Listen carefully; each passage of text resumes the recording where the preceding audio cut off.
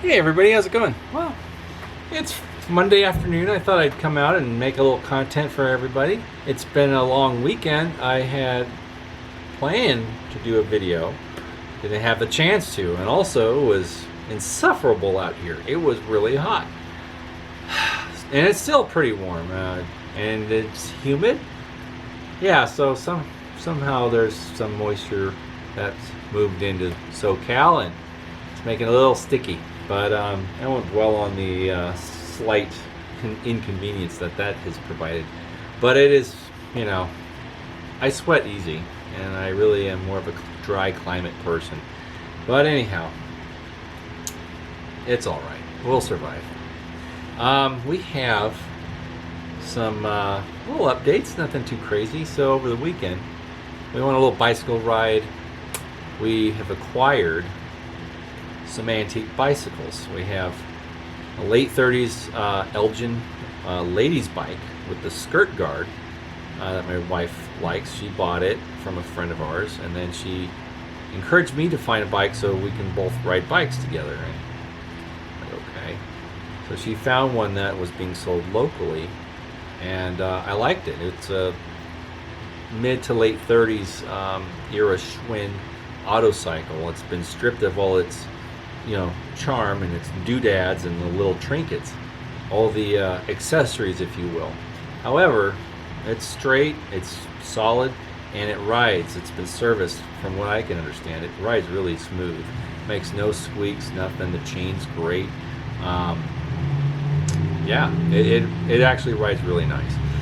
But it has a cool look about it. It doesn't look like a kid's bike, even though it probably was sold as a junior or young adult bicycle. So, with all the auto cycle details like the dual headlights and the tank and the little hood ornament that it would have come with, definitely would be a little more juvenile. I'm 43 years old. I'm not a juvenile. Well, physically, no. I guess mentally that's different, right? We never really grow up, do we? No, we don't. We just get older. But it's a great bicycle, and it's a lot of fun, and it definitely has a kind of a stripped down look about it, so it makes it a little more adult, I think. But I will show you guys. I'll make a video of it here soon, and I'll just show you the two bicycles that we have. Anyhow, we also, let's see, what else did we do? Well, we met up with a local group of antique bicycle collectors who do weekend rides. So I think it's monthly that they meet up at Library Park and then cycle off into wherever. So they have, places that they usually bike to and whatnot. And it's fun, and it's a nice group of people, and it's really fun to get out there with other collectors and ride around and with other people on their antique bikes and swap stories and look at each other's collections and stuff and just admire. It is. It's fun. Friday, I was out here sweating like crazy because my landlord gave me a really cool old cabinet.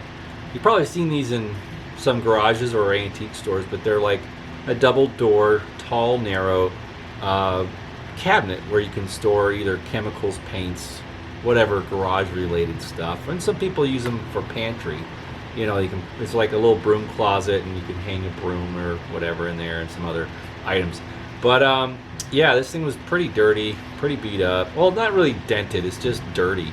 So I spent most of the day Friday out here cleaning it and making it somewhat presentable and clean inside so I could store stuff in it. So I got it all squared away finally around 6:30ish, I think. Oh God, it was a long day, really long day. But anyhow, we barbecued some chicken sandwiches afterwards and just hung out. And yeah, I had a nice weekend. Yeah, it was a really nice weekend. And thank goodness it cools off in the evening and you can actually really kind of, relax and chill out. So, that being said, speaking of relaxing and chilling out, chilling out will happen later, but we have this wonderful square tube Hy-Lo. You remember from one of the previous videos. Well, it's time to light it because I fixed the leak. I fixed the leak. So it's time to light this thing so we can enjoy it how it was designed to be. Alright. There it is, friends. Burning the way it should. Is that nice? Yeah, I really like this lantern. And it's not going to be a restoration project. It's not going to be going under or through any extensive cleaning, any rust removal, whatever. It has a really nice patina to it. I love it the way it is. I had some older green paint, as I've shown in previous videos. And, you know, this thing just, it wears its history really well. And I love the story that it tells. It has a false bottom. Somebody fixed it at one time. And, you know, it's just got great character. You know, you see the bottom there? Kind of, old Farmer John put a new bottom on there, soldered it on there, and, you know, probably kept using it through the 1940s. Who knows how long this thing was used for? It dates to the 1910s. They only made the square air tube Hy-Lo for just a few years, to my understanding. I don't know the exact years. I would imagine between 1910 and through 1912, 1913 maybe. The patent date on here, the first top one, the others are, you know, rubbed down. You can't see them, but it's August 4 of 08. So I'd say that the 08 patent date dates the Hy-Lo to 1908. I think that's when it came out, but I could be wrong. I think it might have come out a little earlier, but I'm not going to say that it did because I'm not 100% sure on that. But it's interesting to know that the Hy-Lo came out as a round tube lantern originally. Kind of like the Monarch. Well, exactly like the Monarch, actually. It looked a lot like a Monarch without a lift lever. And that was the whole idea. It was easier and cheaper to manufacture the Hy-Lo than it was the Monarch because of the lift lever. The side lift design was another step in production that cost more money. So the economic lantern to choose for either contractors, you know, city utilities or whatever, was the Hy-Lo. And it became kind of the standard amongst those construction companies and utilities and road construction crews because of its affordability, its dependability, and you know, eventually they started using cold blast lanterns, but hot blast have always been more economical, either in purchase price and fuel consumption. These things burn a little longer because since they reuse pre-combusted air, they do burn longer on one fuel tank. I think the cold blasts do burn a little hotter and a little stronger, but they do drink fuel a little bit faster. But anyhow, it's a cool lantern, and I'm really happy to have a square tube one. Now the globe I put in this thing, it's not the globe it came with. It came with a hot blast style globe, you know, with the thick rim at the top and everything, and that's fine. I have it. It's not going to go anywhere. But I felt I have this nice Dietz early 1910s era fit all globe. It's just before the lock knob fits alls, and it has no lock knobs, and it has no thick rim at the top like the earlier fit all globes. So this thing is actually really cool, and I think it suits this frame very nicely. I've been looking for a good lantern to put that globe into. So yeah, it's awesome. I like it. And I think it burns great, and I'm going to really enjoy this lantern. It might even go on a camp out. You never know. Definitely will probably travel with me to some event or visit family or whatever. You know, it's funny, like when we go to see family in Arizona, I usually do bring a lantern or two, and I'll sit out on the porch in around the evening and just burn a lantern and have a pipe, and it's kind of fun. I kind of got the in-laws into making a little bonfire in their backyard and hanging out after Thanksgiving or whatever, and it's actually really nice. It's fun to do that. Just to get out of the house. I mean, we always would retire to the couch and watch TV. I'm like, everyone does that. That's boring. It's nice to be outside. It's beautiful in Arizona after a nice meal. It's clear and it's crisp, nice cool air. What better time for a fire, right? I think so. So that's fun. Sit around a fire, have some chats, tell some jokes, light a lantern. I'll have a smoke, maybe a little bourbon. It's nice. It's good stuff, you know. All things in moderation, of course. So yeah, it's kind of what's going on. So Hy-Lo is done. I'm happy with that. I used a little JB Weld right here on the front of the fountain, and you know, it just kind of blends in. It doesn't stick out at all.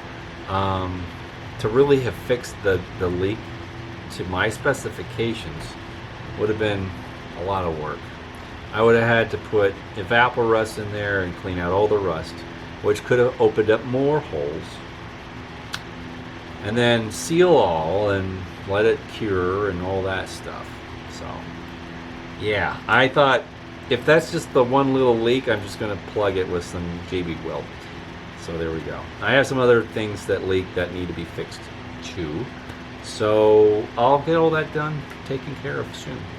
Have some other projects. I got a lantern back from Steve Young, who put a lantern in an E-tank for me, and it's going to look really good. So I'll do a video on that one soon. It's the one that was electrified with the light bulb in it. Yeah, that Embry is going to look phenomenal. It's going to look great. So I'm excited for that too. But all good things. We have time. Patience. All right, friends. Thanks again for tuning in.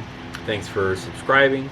Thanks again for comments. And you know, someone recently made a comment in one of my previous videos. They wanted to see a video about soldering. Now I have to apologize. My soldering skills are not up to snuff. I'm not a real solid solderer.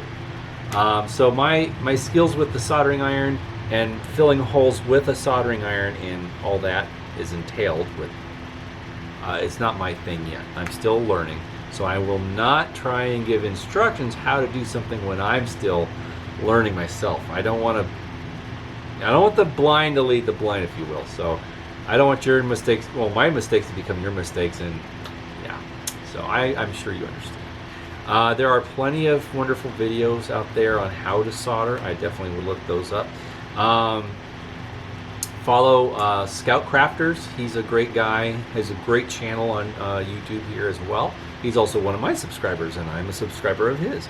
I got to know him through Bob the Lantern Guy. So yeah, there's a good community here of artisans and craftsmen and people that like to do restorations. My skills are definitely more novice level. I'm not advanced per se, but I just like to get them going. So you know, whatever I can offer help, I try within my means. So that being said, have a great week, everybody, and we'll see you guys all again very soon. All right, bye-bye.